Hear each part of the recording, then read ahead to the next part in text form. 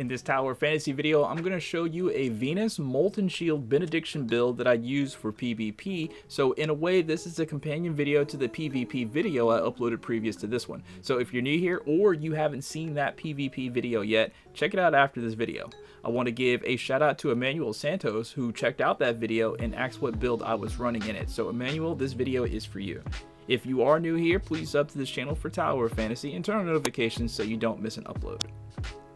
Alright, for this build I use two support type weapons and a shield breaker. The first support type is Venus because when you are doing Apex League, it seems like the meta is to use all ranged weapons until your opponent's shield is down, and then you can go into for the kill with like a high DPS weapon or something.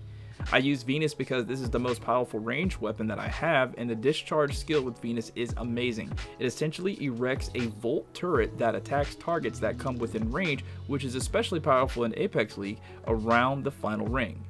Now I know chipsets don't really count in Apex as of the making of this video, but for those wondering what chipset I have on my Venus, it's just a basic 3-piece standard operation which buffs volt damage with the Mine chip, a more powerful SR chip that raises attack and resistance. The second support weapon I use is Absolute Zero because it seems like standard practice for everyone to run a support staff that can heal you once you defeat your opponent in Apex. The chipset that I run on my Absolute Zero is the Functional Dash, just a rare set.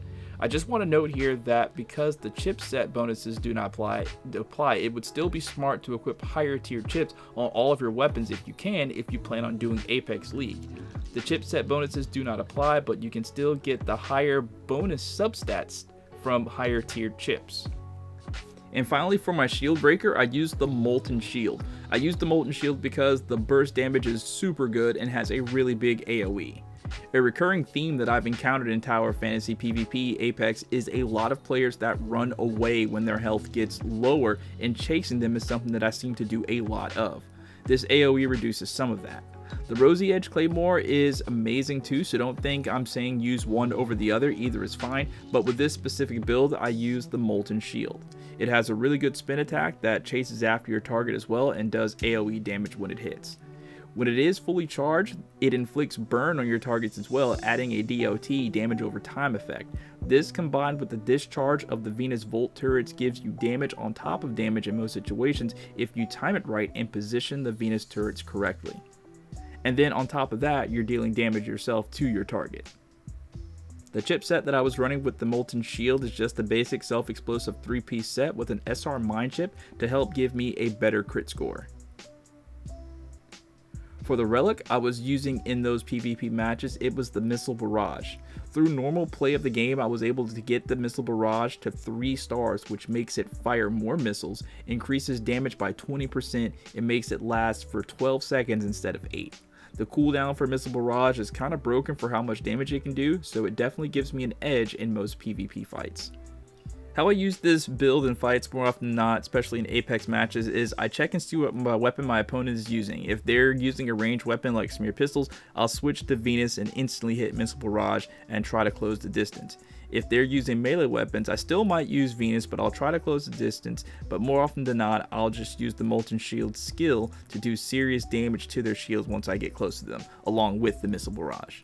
I'll use the Molten Shield skill to do shield damage and then switch it over to the axe form so I can just finish destroying their shields. Once their shields are gone, or when Venus Discharge is ready, I'll use the Venus Discharge and place those Volt turrets down and continue firing with Venus until the axe discharge is ready to go again, and then kind of rinse and repeat that. In some situations, I might also decide to get discharge buildup on Absolute Zero. Switch to it before it's ready to go so that it's in my character's hand when it finishes charging, and then I'll use the Ice Shell ability by spamming normal attacks at full charge in medium to close range. Ice Shell can freeze a target for 2 seconds so I can get free damage, and also has the added bonus of extra damage if I break the Ice Shell, especially by using the Molten Shield's discharge skill on them if it's ready to go once they are frozen.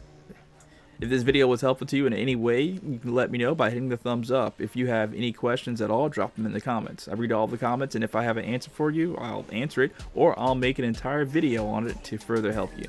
If you have any advice for me, or is there something that I missed, don't hesitate to put it down in the comments, man. Thank you so much for watching. My name is Ventus, and have a great rest of your day. Peace out.